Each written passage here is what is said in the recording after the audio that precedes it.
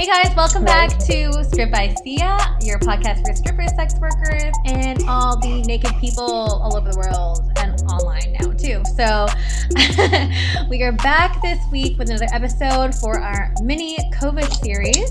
So this week I am speaking with Adrianne Spring, an exotic dancer here over in the West Coast, I believe, but she is going to go ahead and give herself her own introduction because I actually don't really know much about you, except I've been chasing you since the fall.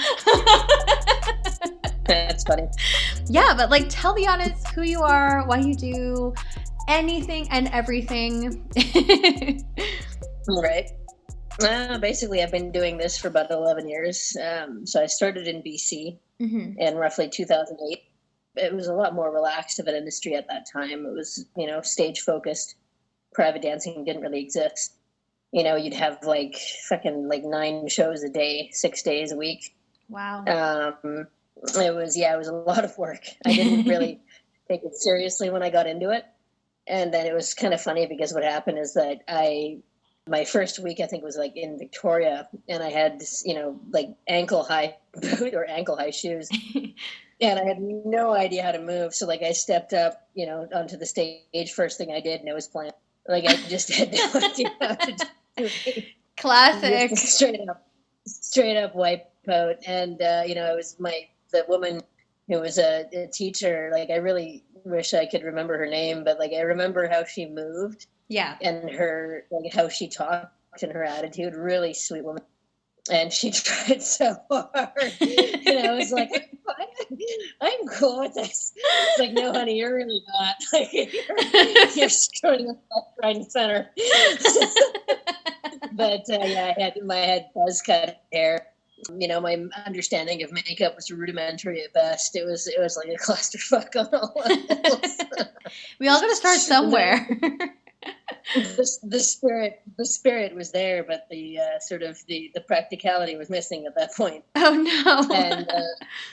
And I, because the way you move, because I come from a martial arts and a ballet background. Okay. So that's the two most asexual sort of possible routes you can come into it. And I didn't really. My method of movement was very sort of quick, and I remember thinking that, if you move fast, then they won't notice that you don't know what you're doing. That's not actually how it works.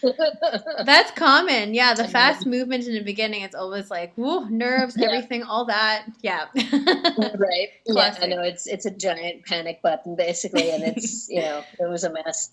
I remember my knees were purple and my arms, my shoulders, felt like somebody had pulled them out of their sockets like wet noodles and, done the Macarena with them. It was a mess. It was so hard. I would have loved to see this. You're describing it really well. Yeah. That's crazy. But, so that was your first kind of experience? Mm-hmm. Oh, wow. And you obviously said you had a movement background in martial arts as well as dancing. Yeah. And I'm also seeing other titles here on your Instagram: dancer, actor, writer, creative director, producer, major history, movie, book, comic nerd, and outspoken activist. And now you've also told me before recording that you're also a trauma counselor. So holy shit, there's so many things going on. Where do we start? Yeah, I got into the industry later versus right out of high school. So okay. I had a more of a foundation in civilian work versus adult work. Right. It's an industry that can override somebody's life if they allow it. Mm-hmm. It's something that people aren't really mentored now with regarding to having, where to put the boundaries and how to enforce them. Right. And so that can be an issue. That it's a catch-22 because it's you're pressured more and more to be in media, and yet it's giving too much is also not necessarily a safe or healthy thing to do. Mm-hmm. So it's a question of everybody has unique boundaries. It's not one for everybody. No, it's definitely not a one-size-fits-all thing at all. Yeah, for sure. Yeah. Because in my case, it's my parents know what I do. They don't like what I do. But it's something that, some parents are supportive. Some people just kind of pretend that it doesn't exist. Yeah, totally. So, and then some people outright get disowned. So Yeah. it's either that, or some people can get death threats, or different things. So it depends on the person. Totally. There's so many levels on the spectrum there. And how was your experience? Like, what's your story? How did you get into dancing? Basically, because I was a business manager in retail in Vancouver and Robson Street. Oh. I didn't work in in a large sort of chain store. I worked in like a small sort of a small business. Okay. And so I was sort of retail person as well as manager. So when my boss would go away to China, because she was Chinese, Mm-hmm. and she'd work her ass off. So I really respected her work ethic. Yeah. There was no slacking at all. Like, she didn't, relegate any work to anybody else. It was basically, when the roof leaked because, the pipes were fishy, and literally it leaked right into the store. And so she was right there on the chair, refinishing the ceiling. It was really strong sort of work ethic foundation. Okay. Because I understood from that if you're going to be an owner, and she was the owner, and when you're present, like, I didn't get paid much. Like, it was basically $8.50 an hour. Oh, but ouch. it was not like she was working, or she was going to Vegas and No. blowing all the money. Like, she paid me that because she did not have wiggle room to pay anymore. Right. So it was an interesting sort of foundation of business. Right. So that's how you kind of got into. How did you get introduced into the industry, though? Well, basically because I was, doing like 6 to 7 days a week work. Yeah. 8 hours a day plus. I'd get tired, and I reached basically the point where I was sort of done with dealing with people. Ironically. And I wanted to. For me, there was like the Cecil. I don't know if you're familiar. Oh, with yeah, the Cecil. The name rings a bell, right? Yeah. And so I love going there because I love watching performers. Mm-hmm. Like, I have a dance background, and so I love watching entertainers and performers. So that was actually when I saw my first fire show. Okay. And right, and so everything's kind of connected. I always loved, going there to just kind of alleviate the day, de-stress. I would never sit in front row because I always felt kind of uncomfortable. Okay. I like good vantage points, so I'll sit in sort of like not a balcony area, but sort of like a slightly raised area. And usually I'd drag like a male friend of mine along just for show. Yeah. But, I didn't mind going on my own, because it's like, to me, it was just a time to like unwind and relax at the end of a long, tiring work day. Yeah, de-stress. And if I liked it, right, and if I liked a show, then what I would do is to kind of walk up to the stage and sort of lean over to the dancer and put the money down and say, "Thank you, that was an amazing show." Totally. And then sort of teeter my way to the back to where I was sitting and just quietly sit down. So, I almost like that better, as like for clients, I almost rather them sit in the back, admire the show, instead of sit at the front, don't tip anything. You know what I mean?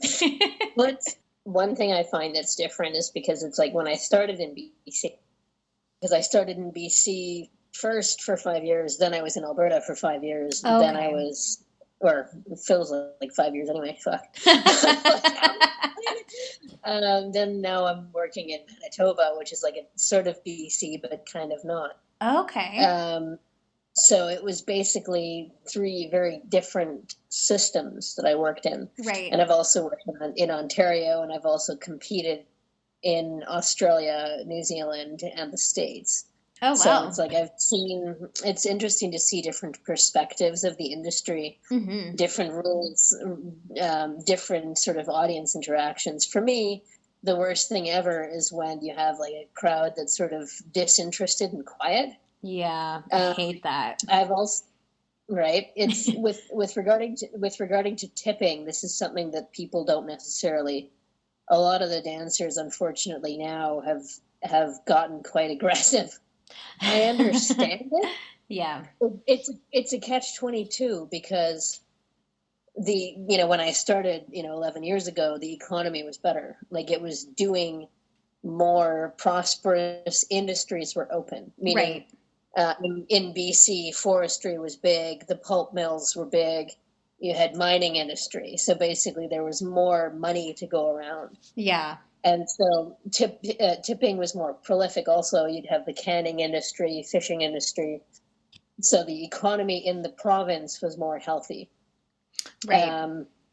Then when I started into Alberta, then it was also, again, it was reasonably healthy. So you'd have a huge front row, and basically every guy was throwing you, 50, 75, 100, $150, $200, whatever, per person. Right. Like, Oh, man. it was pretty good.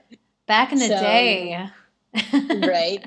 So depending on where you were, like it was pretty decent. Yeah.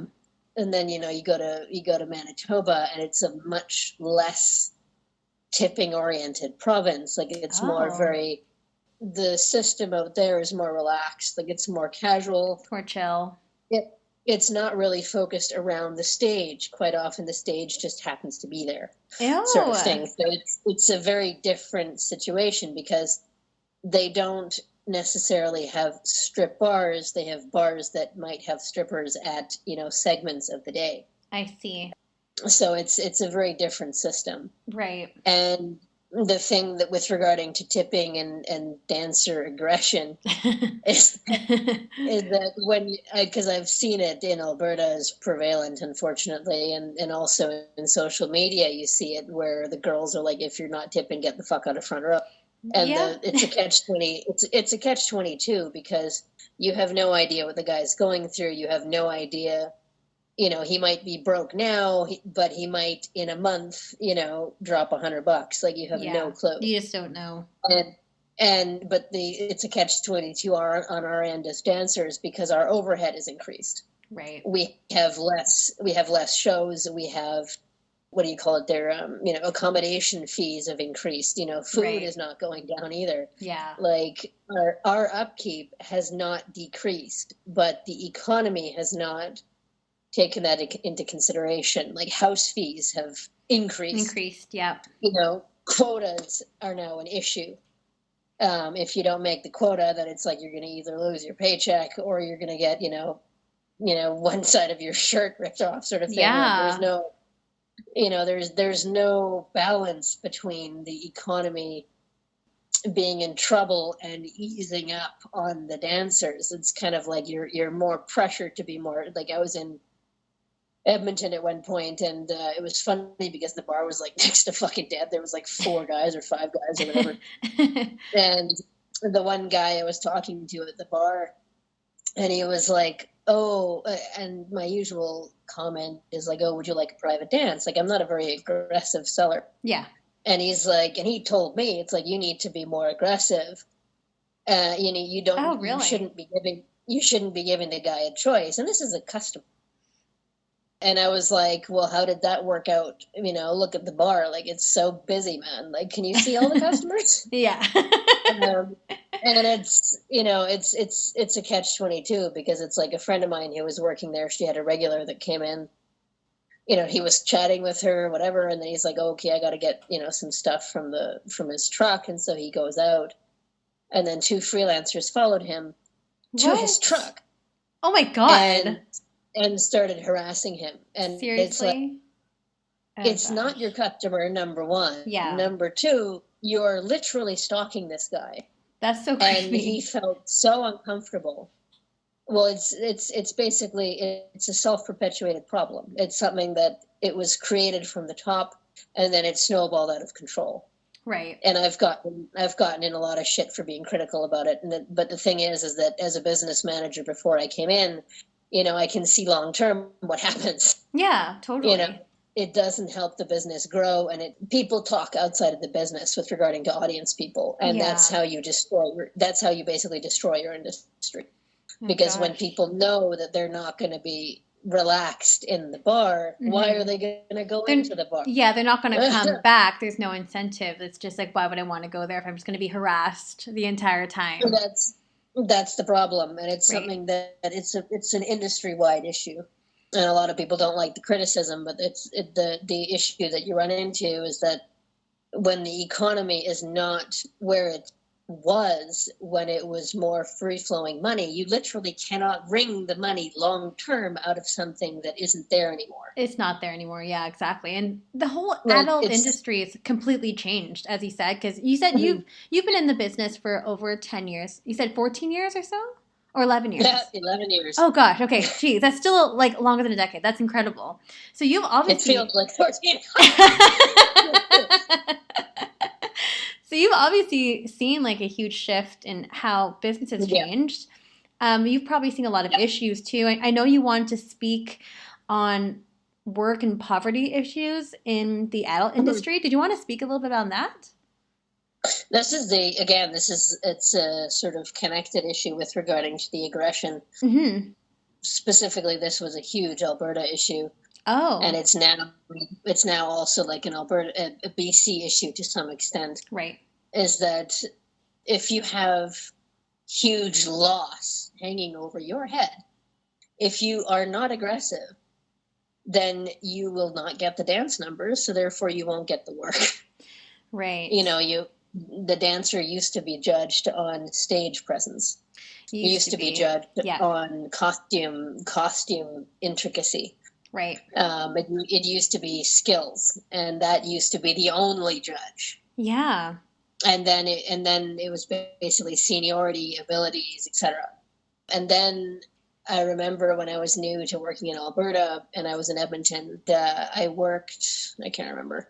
Well, actually, I do remember, but and I was told, okay, this is what I'm going to be paid for the week, or not for the week, but per show. And so I'm like, okay. And so I was new to the system at the time, so I didn't really understand how any of it worked. Okay. And okay, this is my pay that I'm expecting. End of the week, look at my pay, and I'm like, what the fuck? And they're like, yeah, well, you didn't get X amount of, private dances. It's like, and I'm like, well, I did quota, so what the heck's the problem? And it's like, well, you should have done this amount. Wow. And it's like, excuse me? Yeah. Because it's like you're told in your contract a certain amount, but if you don't do, 5 times that, then you lose. And it's something that it's an unwritten rule. Oh gosh. But the thing that you run into is that it's no surprise when girls get hyper aggressive, because economically, where are you going to get the money? Yeah. And this is the thing, is that if you have 2 to 3 shows a day, because I started in BC where it was 9, 6 to 9 shows a day versus a lot less. Yeah. Like the money is going to come from somewhere. So where is it going to come from? Mm-hmm. So if you're not getting it from stage, you're going to get it from hustling. Yeah. And so that's where the aggression comes in. And this is where I find interesting is in the US.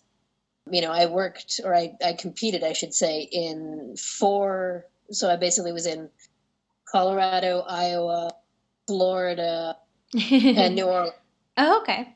Very cool. And it's interesting, right? And it's interesting because when you see the attitude of the performer, and then you see the attitude of the audience, it's also very different. It also is different depending on state. Okay. And it also depends on location, because they don't have the stage surfaces quite often for like crazy shows, because at one point the stage surface was granite.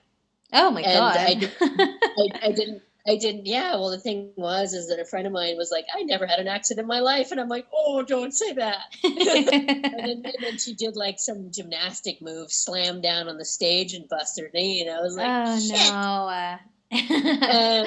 And another point, I was doing my show and I ended up because it was granite. I mean, that's not a fucking stage surface. Like it looks gorgeous, but it's not practical. Not something to dance on. I literally got stuck because of my boots. Like I have thigh highs, and so I ended up. It was almost like a fly on fly paper. Like it was, I sounded like a rusty door moving around. Like it was embarrassing. And then one contest, I had this Wonder Woman costume with a giant cape. And I didn't take into consideration the fact that what the fuck do you do when the stage is too small? Oh, no. Because I was basically ricocheting between the poles, but trying to hold my cape out, but I didn't have the arm space. So the focus, I don't know where the US sort of stage policies shifted away from bigger shows towards the hustle. Right. And it also depends on the age of the bar. It also depends on bar policy. It also depends on state policy. It also depends on, the owner. It depends on so many different things. So lots of different factors there for sure. Right. The house fee system there exists. Yes. And that it's starting to sort of get into starting to get into Canada. Mm-hmm. And it started with the freelancers, and then it depends again on which city, which province. Yeah. And it's something that, again, it puts as a dancer, you're between a rock and a hard place. So it's like you have to be aggressive, or you basically have a pre-existing debt. Yeah. And as far as I know, I think none of the U.S. dancers, unless you're a feature, you don't really get paid. Yeah, I've heard something similar to that too. And it depends. I guess it depends on where the dancers are, because it's like there's different tiers of dancers. Yeah. Versus in Canada, it's like if you're a rookie or if you're a feature or whatever, like they all get paid, but it's a different pay scale. Yeah, exactly. Depending on like how many tricks you can do and stuff like that. It depends if you're new, depends if you're more experienced and whatnot. It's all over the place. But like I find generally like as a stage dancer, there's just like no money in that anymore. I feel like all the money is in VIPing, but I hate doing that. Like I've said it on the podcast so many times, like I'm just not a fan of doing that. But then it's just like, well, I need to make money somehow. So I guess I'll like try to motivate myself somehow to, try to talk to these people and do my rounds and try to get some dances in. So yeah, it's been right. One thing I did actually get, which was priceless advice from a freelancer who was really sweet in Calgary, actually. And she kind of, was super, super professional, super, relaxed and like self-confident in her attitude and totally chill. And she was like, she kind of hand gestured to my body as I was standing there in a thong and a fucking bra and boots. And she's like, this is your sort of product. You will never get 100% of the audience, but you'll get 80% of the audience. And keep it short, keep it sweet. Be nice, introduce yourself. Don't hang around long enough to put your foot in your mouth, but extricate yourself, and then next person. Yeah. And it's something that we don't really get mentored on that in the business. No, there's no how-to. There's no how-to guide. You just have to like figure it out yourself. Like there's certain tips and stuff too. Like I try not to speak to someone for more than 5 minutes because like they're just gonna keep talking to you and they're not gonna tip you. Like on a rare occasion they will, but then like none of that will materialize into getting a dance. It's a weird system because when I was new in Alberta, it's like I would just, because I'm a nerd, so it's like I can go off, but like, clearly on totally random topics. Because when you're selling dances, you don't have time. Like you have to sell X amount, and otherwise you literally lose your fucking paycheck. And it's something that it took me a long time to learn, and it was really hard. Yeah, it's definitely difficult to do. Right.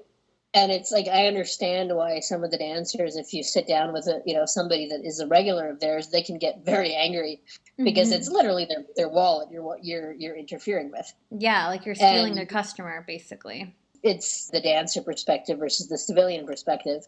It was actually funny. I was at one point in Edmonton, and this one girl, she's like, oh yeah, my customers, my regular's coming in and he's going to buy me out. Well, and unfortunately for her, that week he didn't. Oh, no. And she had made no effort to talk to anybody. Oh, no. So she did one dance for the entire thing because she was literally banking on this one guy to like buy her out for all the dances. You literally cannot do that.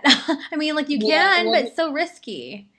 Yeah, well, the thing is that it's conditioned. You wanted to speak about like women's rights, women's bodies, abortion, how that all relates. Yep. Feel free to go into It that. does. It does indeed. Let's start at the beginning. The irony of the whole thing. One thing that a lot of feminists these days, and this includes the big names, seem to forget conveniently is that the original feminists were sex workers. Damn right. And this is basically cross culture. So we're talking everywhere from like ancient, not ancient, but Venice in like the 1600s. One of the most predominant courtesans was, also a very, very outspoken feminist. Another one in Korea, who was actually, again, same time period, 1600s, was Hwang Jinyi. She was also a poet and, again, a courtesan, except that in their culture it was like giseng, as they're called. I think I'm probably not quite pronouncing it properly. And the thing is, ironically, with women is that we've always been pressured with regarding to education. It was very rarely available to us unless we happened to have, a family and a father and, whoever that was actually very focused on education of the girls as well as the boys. Right. And so awareness of women's sort of what they could do in a positive way in society was always very much sidelined. Right. And if you were, married or, had a family or whatever, then quite often what you said was restricted because you didn't have your own. Mm-hmm. And it's something that, as a courtesan or sex industry worker, well, guess what? Her money is her own because that's her job. And the irony is that she'd be on the fringes of society and not accepted, but at the same time, she had more freedom than the average woman. Right. So, because, codes of dress were restricted for civilian women, as well as, if you were a courtesan, then you could go into libraries and you could actually study because it was considered to be sort of essential for your job instead of like, hey, I'm interested in this, let's do this. It was sort of believed to be connected to only her industry. Interesting. And it's something that now I think modern feminism is like, well, you're, a stripper or hooker or whatever, slang term that seems to be, derogatory at some point, but was actually, I think, taken from, what was it? It's a name that's actually from the Civil War. It was actually a guy. Really? Like his name. So it's people think it's a derogatory slang, but it's actually from something. I didn't know that. I can't remember the exact origin quote from it, but but it's actually, there's a reason for the name. I'm really enjoying the history lesson right now. This is so awesome. To do that. I love it. But right, but the thing is that with regarding to women is that they're like, oh, well, you're a bad feminist, as Madonna would say. You can't be a feminist if you're this. Right. But it's like the irony is that the point of feminism is choice. Yes. That's the whole point. It is.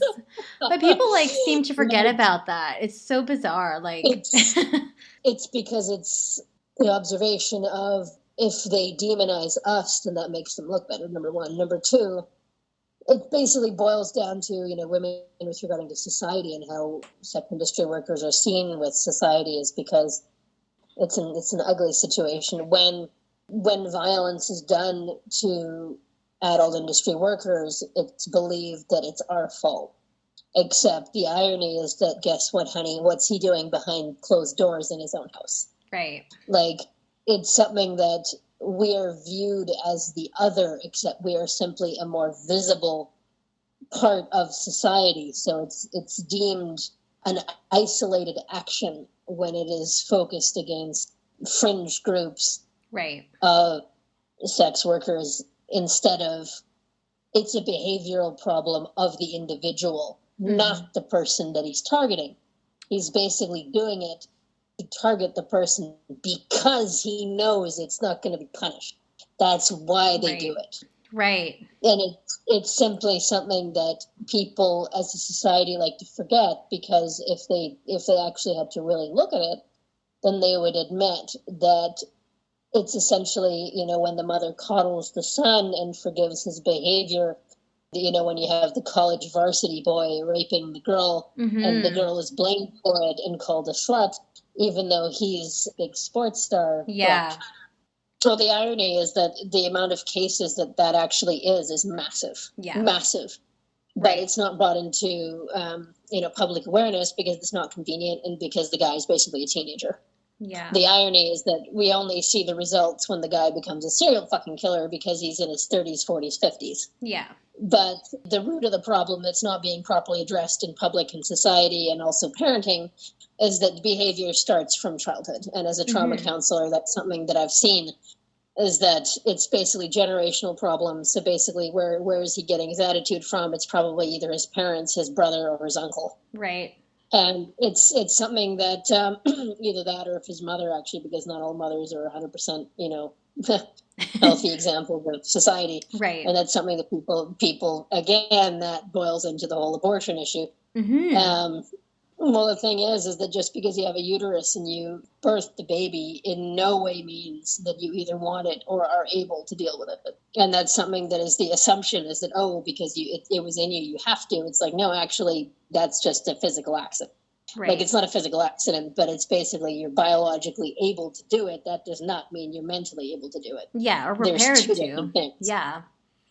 And it's something that, pro-life people don't address, because unless you're paying for that woman's life, meaning her food, accommodation, education, you have a zero right to impose on somebody that, you have to give birth to this kid.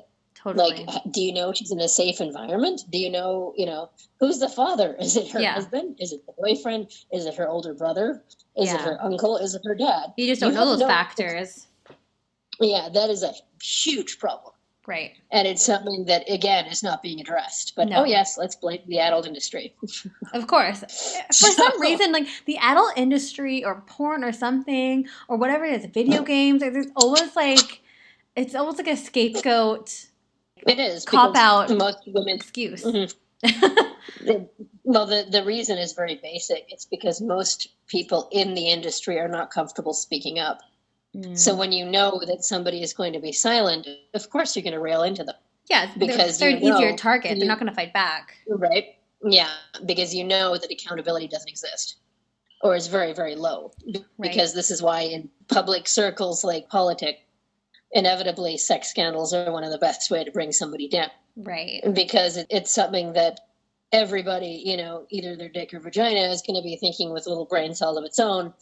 And, very few people actually think when they're in the middle of whatever they're doing. So it's, it's a guaranteed target of like directly counterpoints, religious society norm. Right. Which is basically the backbone of politics, laws, culture basis, police system, family, supposedly family structure, etc. Going real deep now. This is why I get a lot of nerds. No. I really like it. It's true. Like, society is... Welcome to me. I think it's great because society is really rooted in religion. And of course, like, especially Christianity. Like, and that, of course, that view is typically, not typically, it is conservative. So, and we've had all these laws and all these rules instilled in our culture for years. Years upon years. That a lot of them are actually from the mid-1800s. Wow. And they've just simply never been changed. And it's freaky because when you look at that, like, it's funny because there's that infamous one of in the States, you can have only a certain amount of sex toys, but you can, have an unlimited amount of guns. And my sort of standing joke with a lot of people is like, okay, so a vagina is more dangerous than a gun, but a fucking gun's going to kill you. A vagina is a nice, warm, comfy place. Like, how does this work? I don't understand. Like, I love that analogy. But it's true. But it's true. Like, I was at one point I was competing in, I think it was Florida, and the driver, we were just on an errand round, and I think he got a text or whatever, and he was just answering it, at like a stop or something. But unfortunately, it was seen by a U.S., what do you call it there, like a police traffic person, whatever. Oh, okay. And the guy came over, and of course, because I've seen all these videos of cops going batshit fucking crazy. Yeah, I was a little bit concerned because it's like they're not exactly the most rational bunch that we've seen. No. So they seem to be overly fond of stroking the freaking trigger instead of the clitoris. Like, come on, man, figure your priorities out. So it's it doesn't really work. They're not good at thinking with the right head. So it's not really good. Yeah, no, it's disturbing. Very disturbing. Like, how did you get into all of your activism work? I was part of the anti-violence committee when I was in high school. So that's basically, I think it was 11 and 12. We had it was a group sort of international convention. I think it was done in the UBC at the time. Okay. And so I remember it was kind of funny because at that point I was petrified of public speaking. The joke of the whole thing was that I stood up in my suit and my friend was sitting next to me. And apparently I repeated the same sentence 3 times over and I don't fucking remember a damn thing. And then he's pulling on my skirt trying to get me to sit down and I just froze. But like I could articulate in a person to person standpoint, but at that time publicly I was very uncomfortable. Okay. The joke was that it took me losing my clothing to be comfortable. So oh God. So when you have nothing to hide, then what are you gonna do, right? Exactly. It's also that you get when you're a dancer that when you screw up, first thing I did follow my face, and it's like at one point I was in Port Alberta and I went into the Russian splits by accident because my boots were too big and my socks were too thin and I couldn't stop myself and I just went sideways and then fell on my ass and started laughing because it's like, what else are you gonna do? Yeah, what else are you gonna do? Like you lose any sense of embarrassment because what is embarrassment? It's simply a short-term discomfort, which is it's a choice that we either let it overcome us or just laugh and move on because what else, that is what it is. That's a really good outlook though too. Yeah. There's so many times that I've been embarrassed myself on stage and it's like, well, you have to keep going. The show must go on, right? Well, that and actually when I was new because my hair was so short, I had to wear a wig, and at one point I bent over backwards and my fucking wig fell off. I've also seen that on stage too. Right? And it was on stage, and I remember I kind of turned around, picked it up, shook it out, made sure it was the right end forward, and slapped it back on my head and kept going. You know what? Sometimes you get more tips when that happens. Like all those accidents.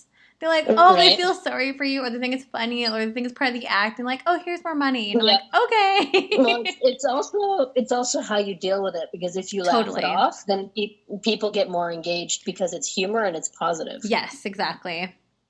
Because I've also, when I was new as well, is because somebody would start clapping or whatever, just like randomly. Or I think this was in one location that I worked, and I was annoyed with it, and I didn't deal with it properly. I got angry at the person because it was like, I don't know, like sometimes you have a really weird audience member and they'll kind of either dance like in their own little world or they'll just sort of clap when counter to the music and then you're trying to do your thing and you're like, what are you doing? But it can kind of throw you off. And I got angry. Oh, and no. I remember the result didn't really do anything drastic, but I remember that it didn't do anything positive for sure. Yeah. And then I worked with a friend of mine who I think a number of dancers might know, Gemini.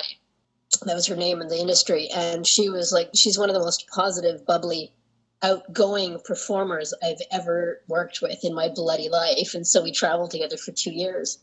Yeah. And it's funny because I'm the sort of intense, sort of more quiety, spidery person. And she I like that. The bubbly, boobled, tanned, bouncy ball, person. Right. And so it was like a total counterpoint pairing. She was so humorous and engaging, and because she fed off the energy of the crowd and would feed them energy as well. Yeah, that's really important. Right. And I saw that and I was like, Jesus, I'm doing this wrong. It's basically shifting the mindset that don't keep taking from the audience. Right. We have to give as performers. Right. And that's something that, again, is missing because they need to be entertained. They need to have enjoyment. They need to have positivity. Absolutely. And it takes a lot of energy to do it. So, of course. I also want to speak to you, too, in light of COVID, since we are still in COVID. Yeah. I know you really want to speak on this topic, and I also want to talk about it, too. on the topic of OnlyFans, which I've brought up on the podcast a lot of the times, but there's just so many angles and so many things that need to be said about it. And specifically, you want to talk to me about how you like to call them civilians, so, which I love that term, which they are, and how they're getting into OnlyFans game and just using it to supplement their income. Let's chat about that. I want to get you fired up. When I think there's like a nickname in the industry of like Corona girls or something. At least that's what I was reading up, and it's interesting, and it's also sort of it's problematic too, because like it's definitely affected my income and everything. It's it's just ridiculous, right? It's interesting because when you're a dancer and you've been a dancer, when you've been in a public situation in the job with face-to-face people, you get direct feedback that is both negative and positive. Right. So you have an understanding of the stigma because it's literally in your face. Mm-hmm. It's a job that is physically taxing and also very emotionally taxing. It is. And when a lot of people that are civilians previously, and quite often they can be quite negative about sex industry as a job. And then they think that, oh, this is easy. Let's just do this. And then they go into it and they have zero understanding or respect for the job or the people in the job because it's viewed as an easy work. It's quick money. Like I'm not a big online presence on the OnlyFans. I have one. But frankly, I don't have the time because I'm also, trying to write. I'm trying to do research for projects that I'm doing. So it's like I don't have the time to put into it. Yeah, and it's commitment. It's work. Right? That's the thing. And I don't have that. And therefore, I don't get a lot of money from it. But I fully acknowledge that that's why it's a problem. Okay. Now, I was wondering about the notion of sex work being easy work. Like, where did that notion come from? Like, what do you think? Because it's not easy. No, but the thing is that it's viewed as a non-respectable form of work. Right. It's used as, it's basically you can get a shit ton more money over a shit ton shorter period of time. At least that's the way it used to be. Yeah. The amount of work with the OnlyFans now is like so many of them that are really high producers of content. Like you have to spend hours per day. Yeah. But the amount of money that they're getting from it is, I have no idea because I'm not the one getting, that sort of budget bracket. I'm not the one doing that kind of work. But they have to do a lot more work. Like it's, if you're doing a stage show, you're doing 18 minutes, depending on which country, province you're in. It could be anywhere from 18 minutes to 10 minutes to 5 minutes, depending on what system is that they're working with. And then you either paid for that or you're getting tips or both. So basically you can make, several $100 in that 18-minute time. Right. But because you're physically there, so you can get immediate cash. Mm-hmm. So that's the way, also with, if you're, what do you call it, escorting or whatever. Yeah. Like, again, it's the physical work, which is a sort of concrete segment of time versus if you're 8 hours a day, like there's the difference between like hour shift work versus like per client. Right. So basically per client, if you have one guy that loves legs, then, that's $500 that you could be getting as a tip from one guy. Mm-hmm. And it makes it because it's like I'm 5'7" and then I had 7-inch heels. If a guy's got an ass fetish or boob fetish or whatever, there's your paycheck. You're basically walking out. One point in Grand Prairie, we had a bunch of guys that were, it was the bar was empty pretty much, but we had this I think it was a group of 4 or 5 guys that were throwing like literally fistfuls of loonies on the stage. Right. Per show, depending on person. Yeah. And, that was like several hundred I think I've made like $400 or $500, like just with those, 4 guys. Mm-hmm.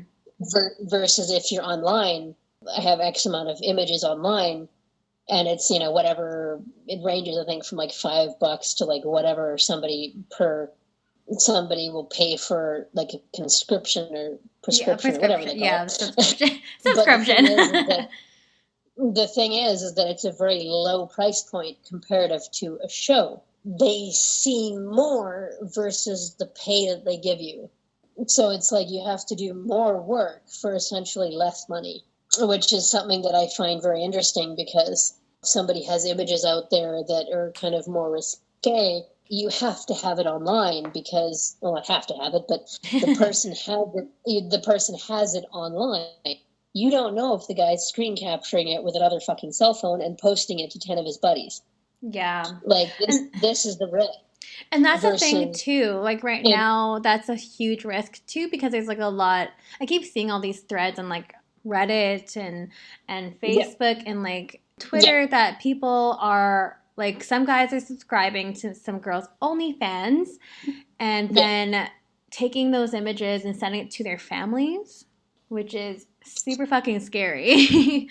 And what this is risky. What I find interesting is that there needs to be accountability for this kind of behavior. Like, this is where the problem is that legally we're viewed as sort of an incidental in media and also in police and also in court. If anything goes down, then we're basically blamed for it.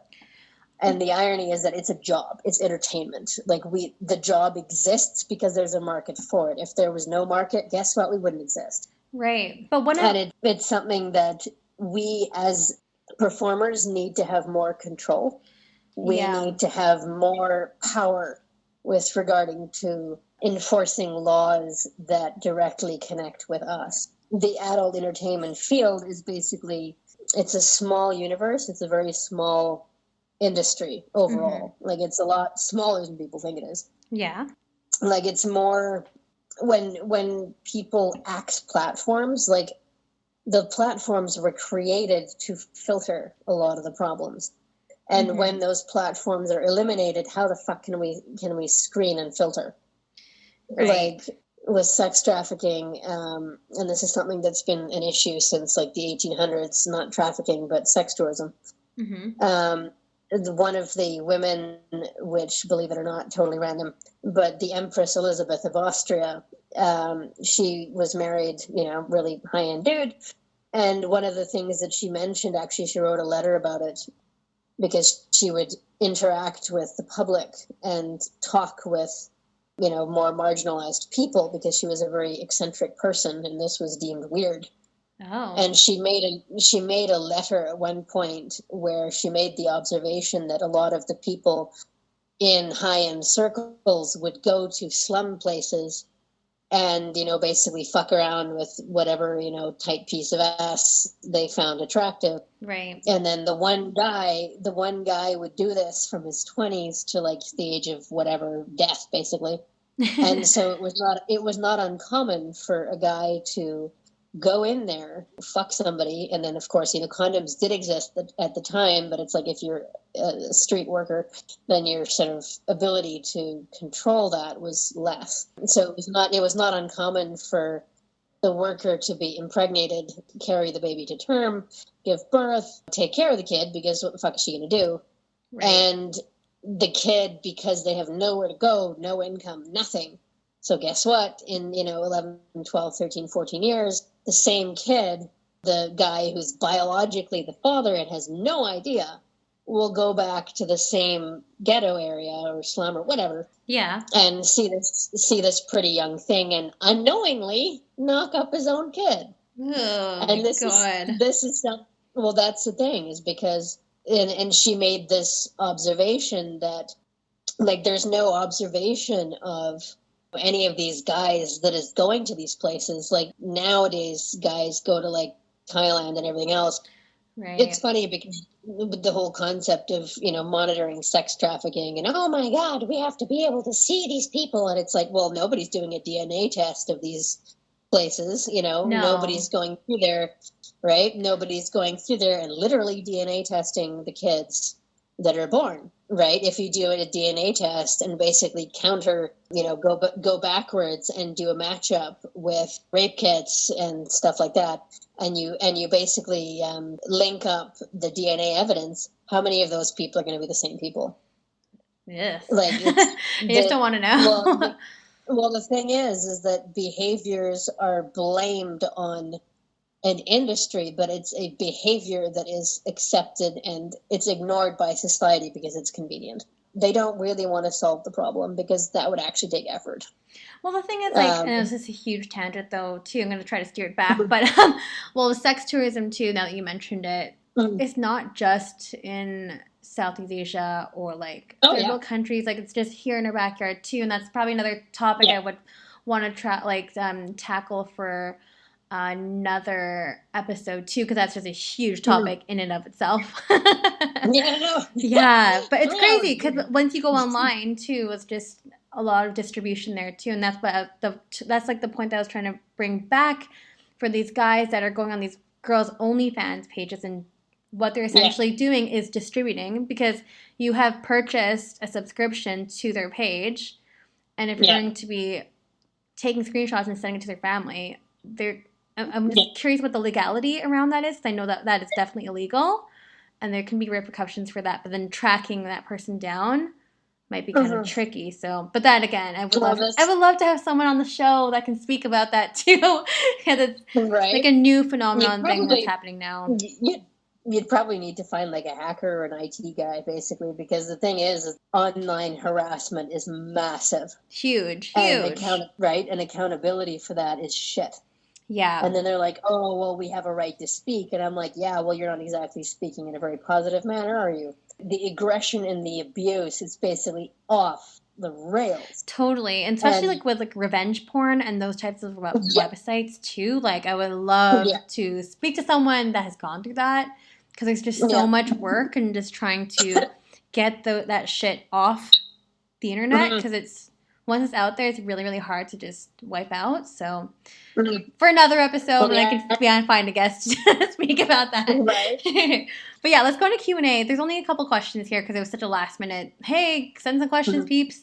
But let's go into it. So the first question is, what nationality are you? Russian, Hungarian, German. Oh, wow. I like that. Amazing. Super cool. So basically, obnoxious, blunt, and loud. Yeah. Perfect description. What are you currently reading? Oh God, I'm reading like different things, man. Like I'm going through an audiobook of the 1956 Hungarian Revolution. Oh, whoa. Super cool. I'm also doing studying on like PTSD of like war veterans, working on a comic and like a film script. So it's kind of like I'm doing like a million things. All of the things. I'm also reading a book on the mother of Nicholas II of the Empress of Russia. So I'm kind of going through a bunch of stuff. Lots of history. Very cool. Oh yeah, well the thing is that with history is quite often directly connected to what we're doing, except that we sort of conveniently forget it. That's kind of the issue. Yes, and oftentimes history does repeat itself, so very applicable. And before I let you go, where can we find you? Basically Instagram is my best one. It's sort of my most prolific add-on. Twitter is more my Star Wars rants. So hey, people might be interested. It's slightly explosive. You know, I don't know about some of the guys that are straight might not really go into that. So I don't know about that. And is it just Adrianne.Spring for your Instagram, but also for Twitter, or is it? No, Twitter. Well, I sort of changed it up a little bit. So, like just basically Google my name and see everything, because it's like I've got a Vimeo for some of the shows that I've done for demos, and also I've got a YouTube for some of my rants. Yay! Oh my God. Some of my comments, which I need to do more, so I'm going to work on that. Super cool. Okay, well, I'll plug that and put them in the show notes. But thank you so much for the history lesson today. So much to discuss. I love it. Right. We've never had anyone on the show that was so in depth about all this information too, and people forget about history too, as we said, right? So it's important that we bring it back. And people never really knew quite what to do with me as a stripper. They're like, "Are you a librarian or a stripper? Like, which is it?" And it's like, it's both. Yes. Yes. Sexy librarian. Right. Yeah. That was a term that I kind of, panicked at when I was new, and I got fired over that a few times because of my look. It's not a bad title, though. It's not bad, but... I'm used to it as a negative connotation, so it's kind of funny. You got to reclaim that. Yeah, no shit. I looked too studious, too serious, didn't drink, so people got nervous. Oh, God. Well, thank you so much for being on the show today. Thank you. Thanks for listening to another episode of Strip by Sia. I'm your host, Sia Steph. On my personal, or Strip by Sia is my normal account there too. So holla at me if you guys need anything. And we'll catch you guys in hopefully for another episode next week. We're going to see how long this COVID series goes on for. But anyways, I'm in need for water. But we'll catch you guys in next week, hopefully. See ya.